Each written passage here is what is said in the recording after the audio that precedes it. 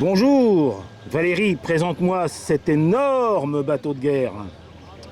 Il s'agit d'un contre-torpilleur, Contre-torpilleur. la maquette d'un contre-torpilleur nommé Le Terrible, qui faisait partie d'une classe de 4 contre-torpilleurs, 4 ou 6, qui a commencé par le Fantasque. Et donc Le Terrible est celui de toute la classe qui a été le plus rapide aux essais, parce qu'il a atteint 45 nœuds. 45 nœuds. Il a atteint et légèrement dépassé les 45 nœuds. J'imagine que c'était chaudière et turbine à l'époque. C'était chaudière et turbine, et il a développé quasiment 100 000 chevaux, alors qu'initialement il était conçu pour 60 000 chevaux. Ah ouais, dis donc, 45 nœuds. Et donc il y avait de grandes différences selon les chantiers dans lesquels il avait été fabriqué. Et celui-ci donc a une carrière qu'il a commencé en tant que contre-torpilleur, c'était sa classification.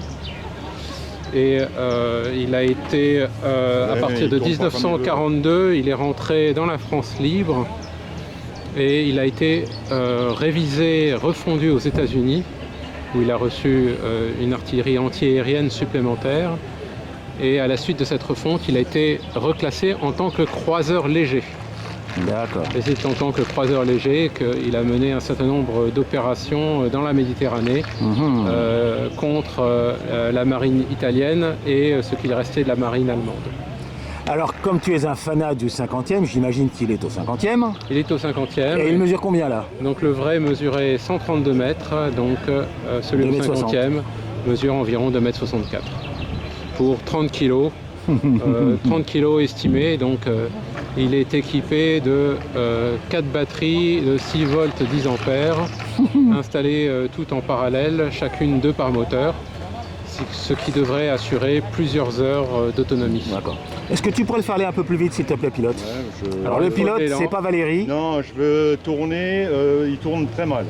Valérie, il ne peut pas dire le contraire.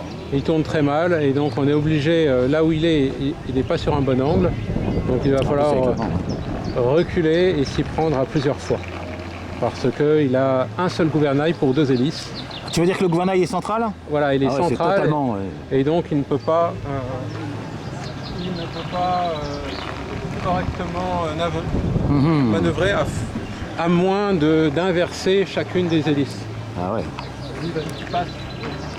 Tu devrais lui installer 2 contrôleurs. Hein. Voilà.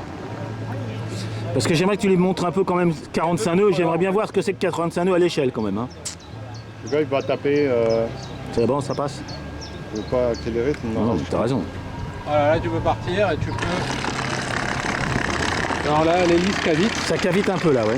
Là, il faudrait tourner peut-être. Commencer déjà à tourner. Commence déjà à tourner, ouais. Voilà.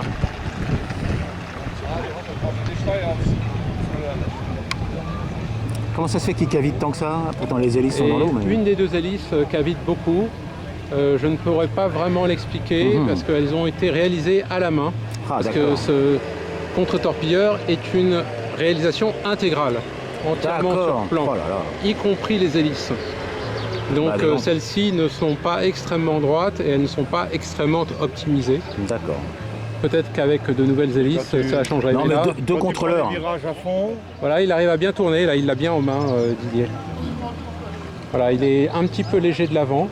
Ah non, mais il est magnifique. Total, mais 2,64 m, c'est démentiel quoi. Je crois que les gens ne se rendent pas compte à l'échelle de ce que ça veut dire, mais... Ça tient de justesse dans le break, mais vraiment de justesse. Eh bien écoutez, merci les amis. Merci Valérie, merci Eric. Merci Didier, pardon. Et au revoir les amis.